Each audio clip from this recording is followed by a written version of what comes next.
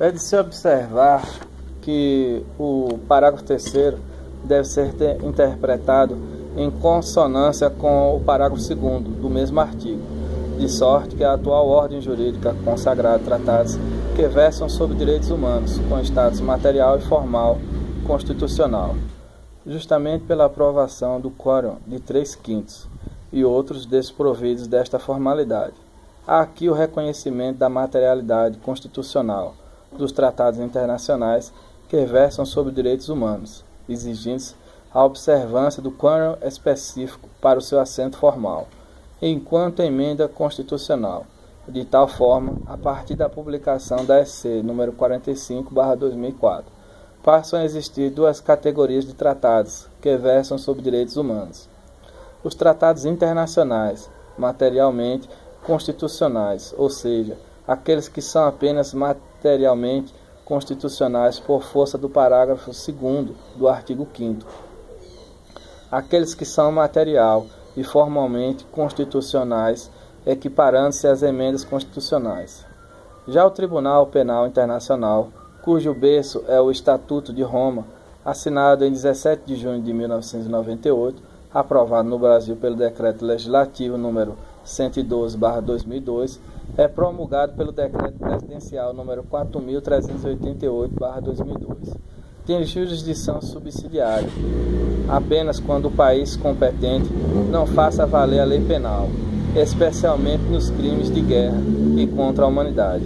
Resta saber se é possível entregar pelo governo brasileiro binacionais ao TPI ou se este ato implicaria em extradição, o que violentaria o artigo 5º, inciso 51 LI, ao prescrever que nenhum brasileiro será extraditado, salvo o naturalizado, em caso de crime comum, praticado antes da naturalização, ou de comprovado envolvimento em tráfico ilícito de entorpecentes e drogas, afins na forma da lei, ou ainda, quanto ao estrangeiro e previsão do inciso L2, 52, ao indicar que não será concedida a extradição de estrangeiro por crime político ou de opinião.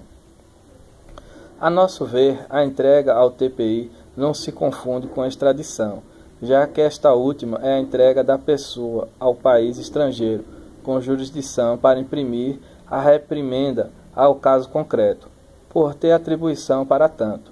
Já a TPI integra a própria Justiça brasileira, sendo um órgão especial da tessitura do nosso judiciário.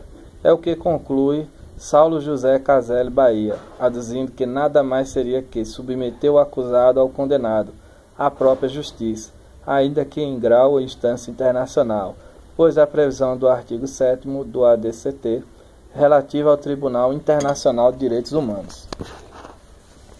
Com substância, a criação de um órgão que passa a integrar a estrutura judiciária brasileira, como instância última.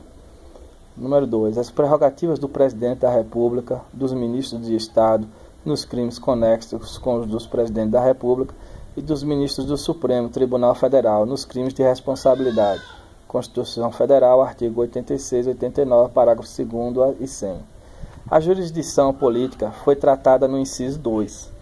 Lembrando que os crimes de responsabilidade invocam como regra a apreciação na esfera do Poder Legislativo, como professa a Constituição Federal, exemplificativamente no inciso 1º do artigo 52, positivando que cabe ao Senado Federal processar e julgar o Presidente e o Vice-Presidente da República nos crimes de responsabilidade, bem como os ministros de Estado e as comandantes da Marinha, do Exército e da Aeronáutica nos crimes da mesma natureza, conexos com aqueles. O inciso 3º. Tratar da Justiça Especializada Militar, que tem codificações próprias, tanto na esfera material do Código Penal Militar, que define os crimes militares, Decreto-Lei número 1001/69, quanto na processual, com o Código de Processo Penal Militar, Decreto-Lei número 1102/69.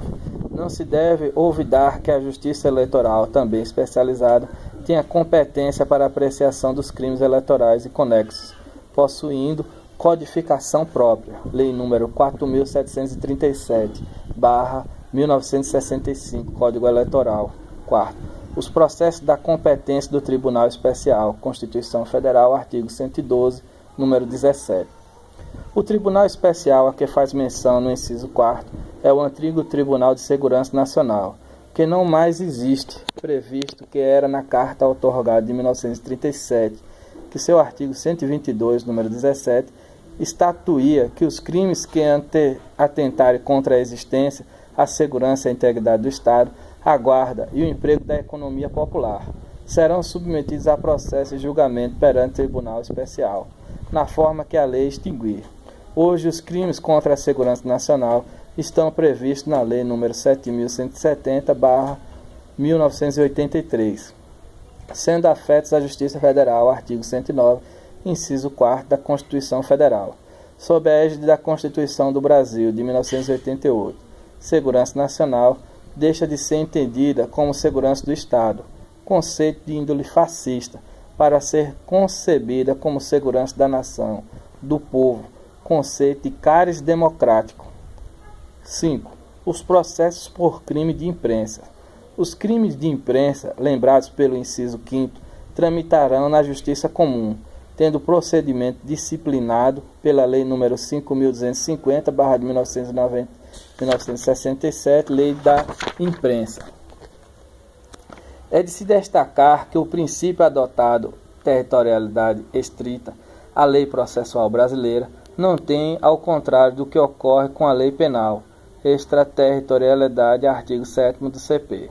Contudo, Torilho Filho, indicando vasta doutrina, aponta exceções a esta possibilidade, quais sejam a aplicação da lei processual brasileira em território nullis, em havendo autorização de um determinado país para que o ato processual a ser praticado em seu território o fosse de acordo com a lei brasileira, e nos casos de território ocupado em tempo de guerra.